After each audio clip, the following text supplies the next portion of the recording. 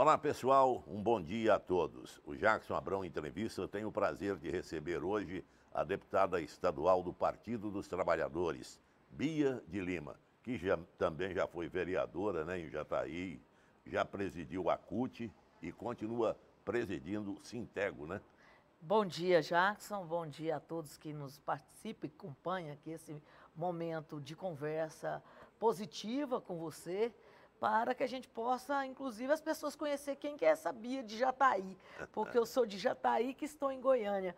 E eu acho que é muito bacana essa oportunidade de conversar com você. Vamos começar do começo. Bia, o PT de 15 anos atrás, 20 anos atrás, hoje não é o mesmo mais.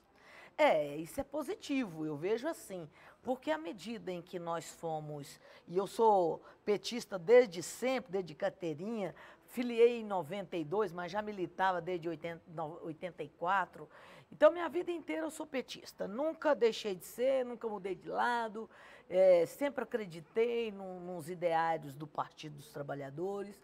Tivemos momentos de vacas magras, momentos de vacas gordas, momentos de felicidade, momentos de muita tristeza, e é isso Bia, que faz. mas me chama a atenção que hoje o PT me parece menos radical e mais conciliador. Sim, a vida foi nos trazendo esses caminhos. Lá atrás, a necessidade de ser mais intransigentes, mais firmes, era necessário, até para que nós pudéssemos abrir espaço, fazer picada, conseguir avançar, era necessária aquela firmeza, aquela determinação com todas as energias. E depois, quando nós conseguimos finalmente a primeira eleição do presidente Lula, depois a segunda, depois com a presidenta Dilma, o sofrimento que nós vivenciamos nesses 6 anos depois do golpe, e hoje nós chegamos novamente a conseguir o governo central do Brasil. É uma tarefa, é um feito que só a história vai poder esclarecer o quanto isso foi grandioso. E foi grandioso fundamentalmente pela militância, pelas pessoas que acreditam e abraçam uma causa. Isso na política também é raro. Deputado, aqui em Goiás, o PT mostra-se aliado ao governador Ronaldo Caiado em alguns pleitos do Estado junto ao governo Lula. Nós temos trabalhado no sentido de fortalecer as pautas e as demandas para Goiás. E isso para nós, de buscar fazer com que as parcerias ocorram, tanto com o governo do Estado, como também com as prefeituras, é o nosso papel. E nós, lá da bancada do Partido dos Trabalhadores na Assembleia, junto com a bancada federal, nós estamos trabalhando muito e o resultado já é visível.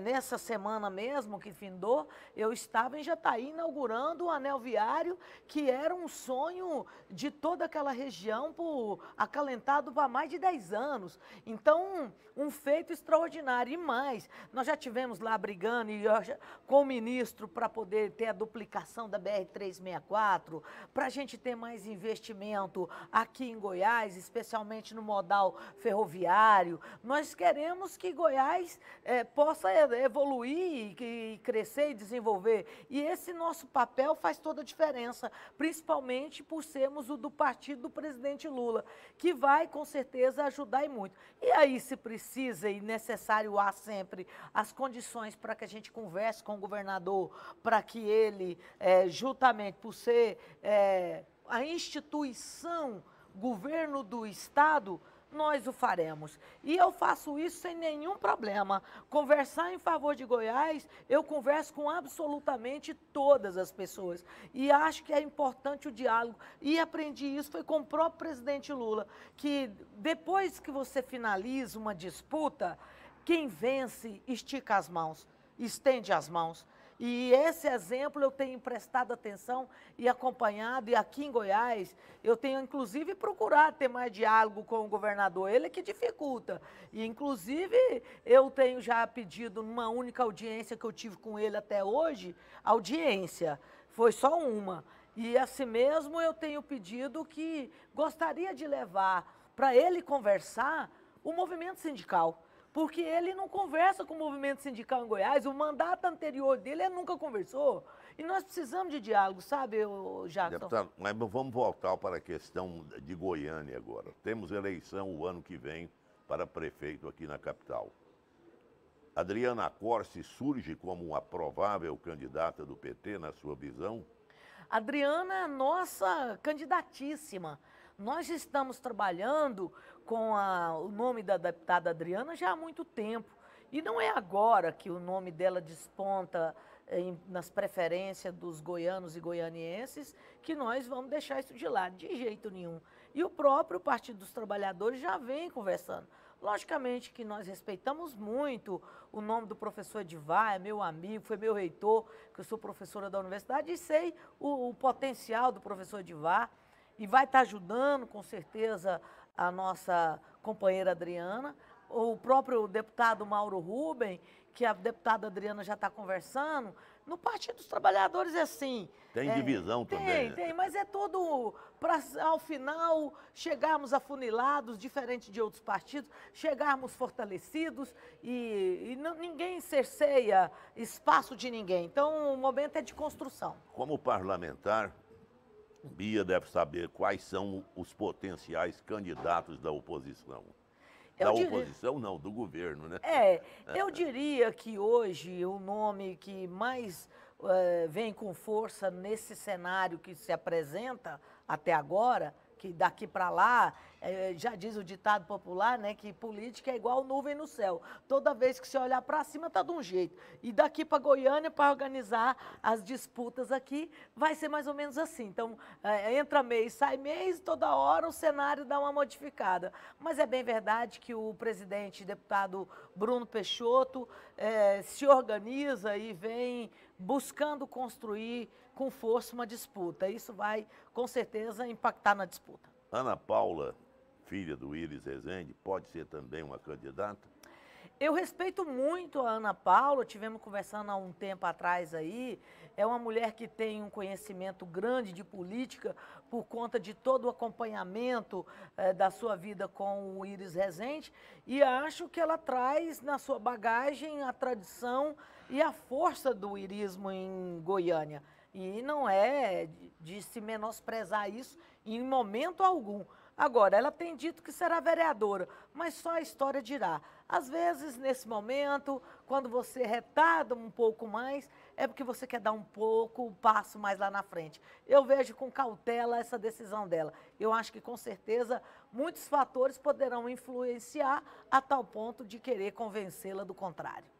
O PT pode se aliar a quais partidos aqui na sucessão para a Prefeitura de Goiânia? Praticamente todos os partidos. O presidente Lula tem trabalhado essa questão no cenário nacional e nós aqui em Goiânia vamos receber essas influências na disputa aqui e também em todo o estado, não apenas na capital, mas em Anápolis, com o deputado Gomide, que vem forte para ganhar Anápolis, e nós vamos trabalhar nessas duas cidades que são co-irmãs, Goiânia e Anápolis, e nós trabalhamos nisso, mas também caminhamos para estar junto com o Vilmauzinho lá em Aparecida, e no interior nós já estamos articulando, fortalecendo o PT, aonde tiver possibilidades lançaremos nome próprio, aonde não vamos construir para que a gente, ao final de 2024, o PT dê um salto do ponto de vista da representação, do ponto de vista de ter vereadores e de preferência. Eu estou trabalhando para que a gente tenha pelo menos 1 ou 2 vereadores em todas as cidades, todas as cidades. Deputada,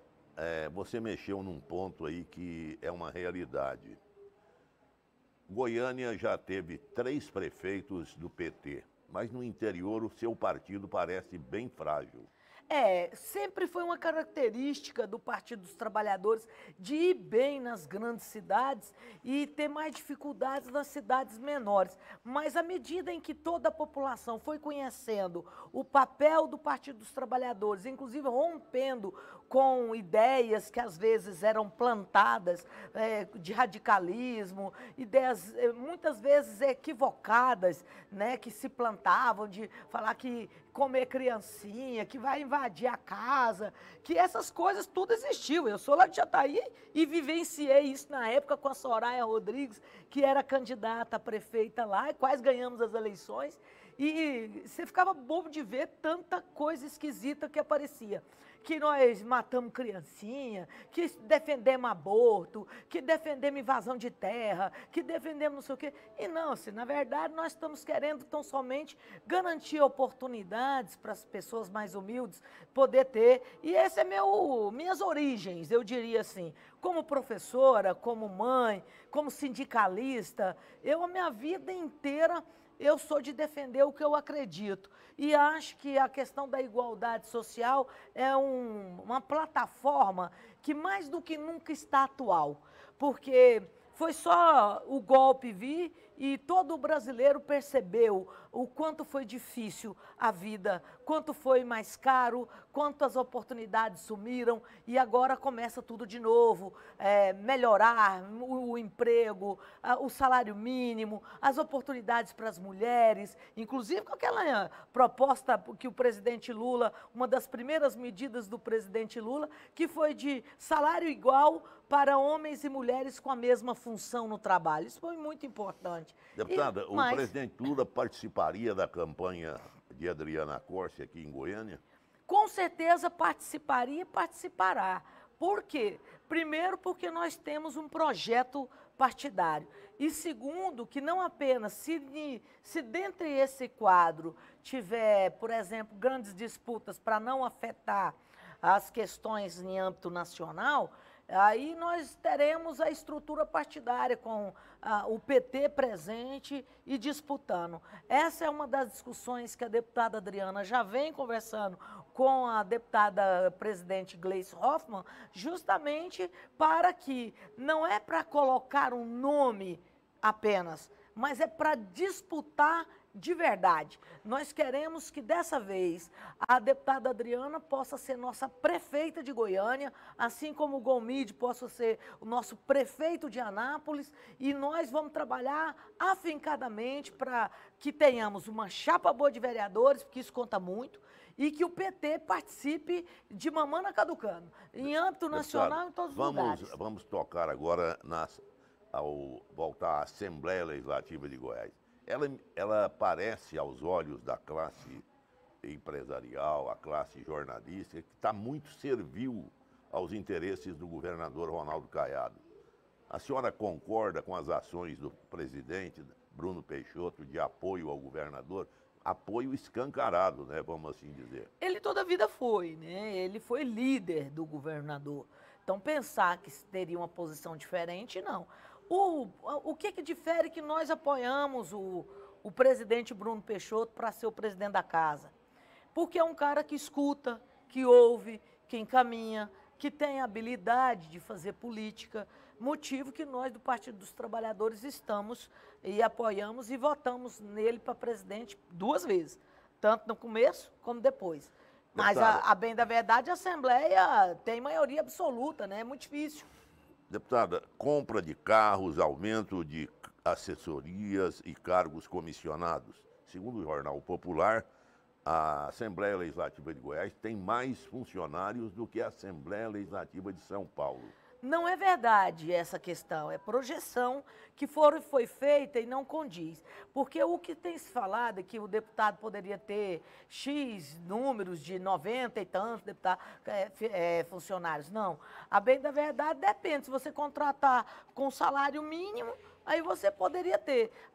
Quando você contrata uma equipe em que você valoriza os profissionais que estão contigo nessa equipe, você não teria condições de chegar a isso que foi apresentado. E eu que estou lá, sou marinheira de primeira viagem, digo para você que a Assembleia lhe dá as condições para que o parlamentar possa desenvolver um bom trabalho. E isso é importante dizer, e acho que está correto isso. O Poder Legislativo tem que dar ao deputado as condições para ele trabalhar, até porque diferente é ele que cobre o Estado inteiro. Deputada, você reconhece que a imagem do parlamentar brasileiro, não é só do deputado estadual, não, ela é uma imagem fragilizada? É porque ao longo dos anos foram sendo atacados os políticos a tal ponto que nas disputas anteriores parecia que era prerrogativo dizer que eu não sou político. Ora, quem não é político não tem que fazer política.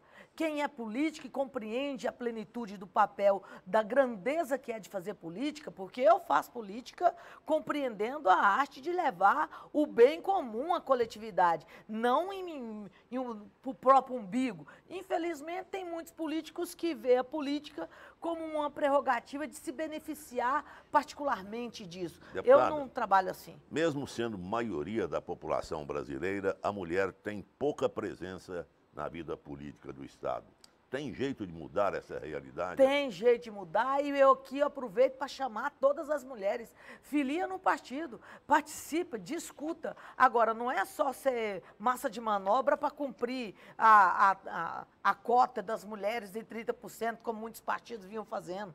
A preencher a cota lá, de faz de conta, não garante as condições para as mulheres disputar, não garante as condições para ela ser vitoriosa. Então, aqui eu aproveito e digo, concorra, mas concorra para ganhar. Concorrer só para preencher tabela, não. Nós temos que trabalhar para conseguir ter uma visão, ter bandeiras, ter envolvimento, participar da vida política do partido, ter cargo de decisão, não ser massa de manobra. Eu acho que essa realidade nós mulheres temos já trabalhado muito para isso. E a eterna violência contra a mulher, o que fazer objetivamente? À medida em que a gente vai dando empoderamento para as mulheres, elas vão compreendendo o seu papel na sociedade e vão impedindo ou deixando de ficar calada e denunciando, buscando seus caminhos, recursos, oportunidade, sai para trabalhar. É as mulheres hoje que estão nas universidades procurando se qualificar. Isso é muito importante. E eu estimulo sempre todas as crianças, as mães, a orientar seus filhos para que possa, primeiro, orientar os meninos a respeitar as meninas. Eu tenho matéria na Assembleia muito nesse sentido.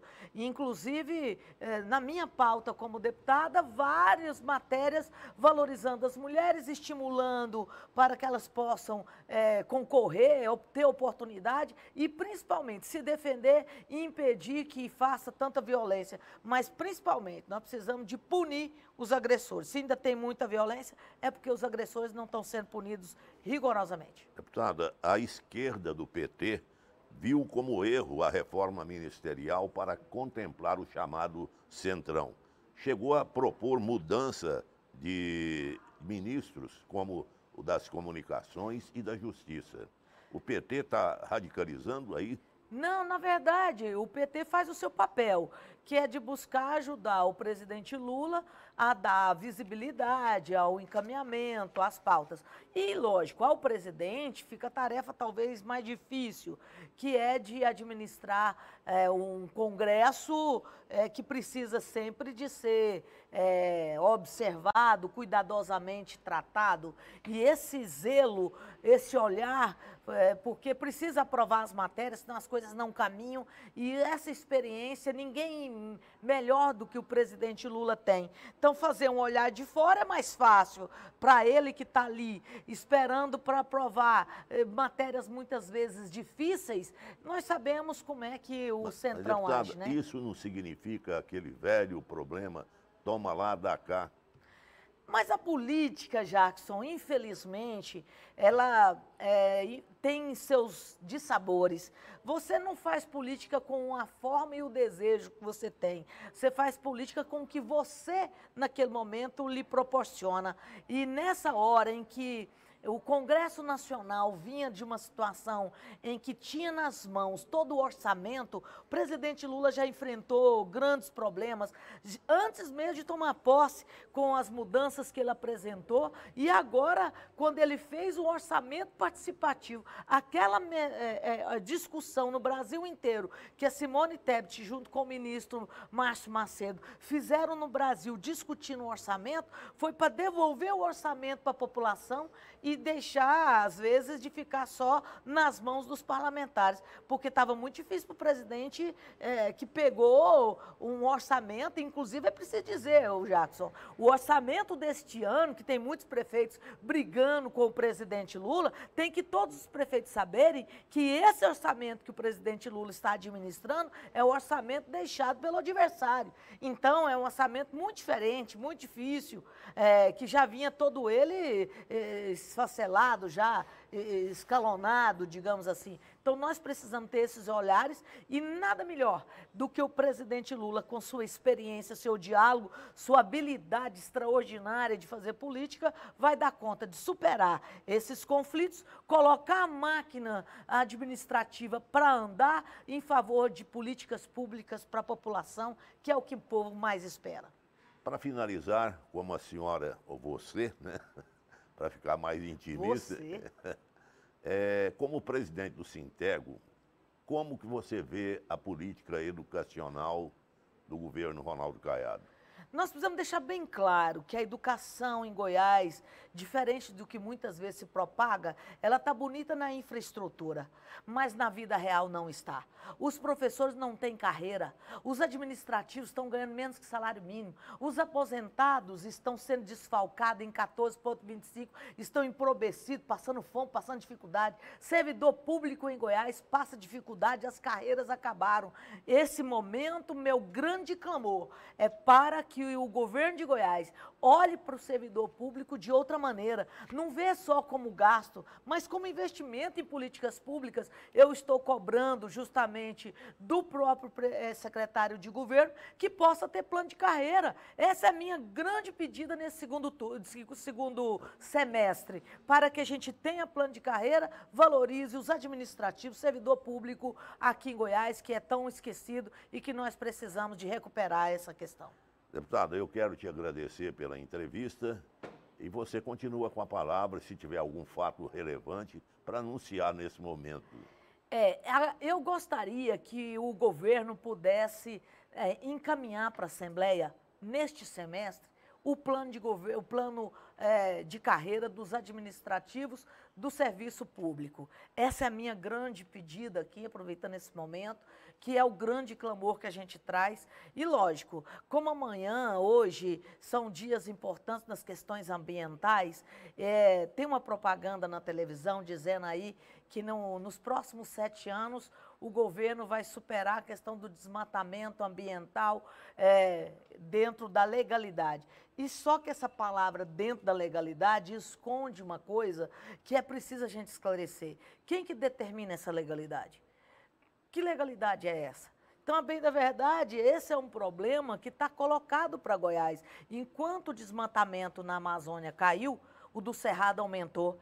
E nós precisamos pôr fim ao desmatamento do nosso cerrado, senão as águas, que inclusive hoje está acontecendo seminário internacional aqui em Goiás discutindo as águas, mas que águas? Onde todo dia está sendo poluídas nossas águas, destruídos nossos mananciais. E por conta de quê? Porque está destruindo o nosso cerrado. E eu, como uma professora, acho que nós precisamos olhar com mais zelo, com mais cuidado. Nós não comemos dinheiro. Nós precisamos, mais do que nunca, de valorizar a vida, e a vida se faz com água. Então, nesse sentido, eu, que também lá na Assembleia trabalho essa questão ambiental, deixo aqui meu desafio. Eu gostaria que nós pudéssemos olhar com mais zelo essa questão ambiental aqui em Goiás e não olhar só para a questão do agronegócio. O agronegócio ganha muito dinheiro, mas sem água não se planta, não se colhe. Deputada Bia de Lima, muito obrigada, Jackson. Te agradeço pela entrevista, viu? Muito obrigada, sempre pronta para a gente conversar questões tão positivas para o nosso estado e para o nosso povo. E o Jackson Abrão Entrevista volta na próxima segunda-feira, às 10 da manhã. Um abraço a todos e até lá. Um abraço.